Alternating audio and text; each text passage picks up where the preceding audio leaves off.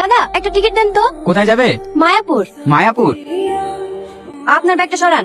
হ্যাঁ হ্যাঁ নিশ্চয়ই। একটু সরে বসুন। কি সমস্যা আপনার? আমার দিকে এভাবে ভ্যালভ্যাল করে তাকাচ্ছেন কেন? মেয়ে দেখলে চোখ চোখ উঠে পড়ে নাকি? টিকিট টিকিট টিকিট টিকিট দেখি। এটা তো এই বাসের টিকিট না। এই বয়সের টিকিট না? না। তাহলে? আপনার বাসটা আমাদের বাসের একটু আগে বেরিয়ে গেছে। এই সিটটা ওনার, উনি দুটো সিটই বুক করেছে। সরি, আমি চলে যাচ্ছি। ইটস ওকে, আপনি চাইলে এখানে বসতে পারেন, আমার কোনো আপত্তি নেই। আপনি যেমনটা ভাবছেন আমি তেমন ছেলে না। কোথায় যাবেন আপনি? মায়াপুর। তাহলে তো ভালোই হলো, একসঙ্গে ট্রাভেল করা যাবে। আমিও ওখানেই যাচ্ছি। মায়াপুরের কোথায় যাচ্ছেন আপনি? জমিদার বাড়ি। জমিদার বাড়ি? কি হলো, জমিদার বাড়ির নাম শুনে হঠাৎ দাঁড়িয়ে গেলেন যে? ভয় পান নাকি? না না, ভয় পাই না। বড় সাহেবকে আমি অনেক শ্রদ্ধা করি। আর তাছাড়া আপনি ওই বাড়ির ছেলে, আপনার পাশে বসে আমি যেতে পারি? আপনি ভুল ভাবছেন, আমি ওই বাড়ির ছেলে না। তাহলে আপনি ওই বাড়িতে কি করতে যাচ্ছেন? আমি একজন ইলেকট্রিশিয়ান। জমিদার বাবু বলছিল ওই গ্রামে নাকি কারেন্টের খুব সমস্যা, তাই জমিদার বাড়ি যাচ্ছি। আর আপনি? আমার ওই গ্রামেই বাড়ি। আমি কলকাতায় পড়াশোনা করি। আমার পড়াশোনার যত খরচ সব জমিদার বাবুই দেয়। জমিদার বাবু আজকে হঠাৎ এই সময়? হ্যাঁ, আমার লাতে আজকে বাড়ি আসছে, তাই একটু বাজার দিকে যাচ্ছি। রোহন বাবু বাড়ি আসছে? হ্যাঁ আচ্ছা ঠিক আছে, আমি এখন আসি।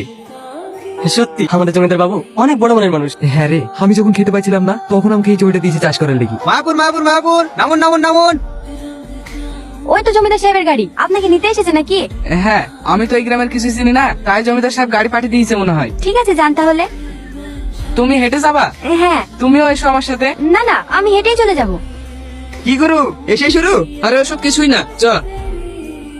দাদু ভাই আসতে কোনো অসুবিধা হয়নি তো? না দাদু, কোনো অসুবিধা হয়নি। না খাই খেয়ে চেহারার কি অবস্থা করেছে দেখো তিনি। এক্সাম ছিল তো, তাই ঠিক মতো খাওয়া হয়নি। এবার তোমার হাতে খাবো, খেয়েই মোটাই যাবো। ওকে এখানে দাঁড় করে রাখবা না ভিতরে নিয়ে আসবা? হ্যাঁ হ্যাঁ, হাই বাবু ভিতরে আয়। রূপনগরের রাস্তাটা কোন দিকে একটু বলতে পারবে? এদিকে কোনো রূপনগর নাই।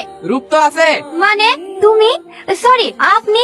আপনি না, তুমি। তুমি বাইক কোথায় পেলে? এখানকার জমিদারের। আপনাদের জমিদার অনেক বড় মনের মানুষ। কালকে আমার অনেক সেবা যত্ন করেছে। আবার আমার কি সৌভাগ্য দেখো, তোমার সঙ্গেও দেখা হয়ে গেল। চলো আমরা কোথাও ঘুরে আসি। আমরা তো একে অপরকে চিনি না, তাই না? চেনা না থাকলেও আমি তোমাকে ভালোবেসে ফেলেছি, তোমাকে সারা জীবনের জন্য পেতে চাই। সত্যি আমি কখনো এমন অনুভূতি পাইনি। আমিও যে বাসে কখন তোমার প্রেমে পড়ে গেছি, কিন্তু ভয় বলতে পারিনি। কেন? তুমি যদি আমাকে পছন্দ না করো সেই কারণে। তোমাদের গ্রামটা আমাকে একটু ঘুরিয়ে দেখাবে না? আজ না, অন্য কোনো একদিন। ঠিক আছে, কাল কিন্তু আমি তোমার জন্য এখানে এই সময় অপেক্ষা করব। তুমি কিন্তু আসবা। ভেবে দেখবো। আমি জানতাম তুমি আসবে।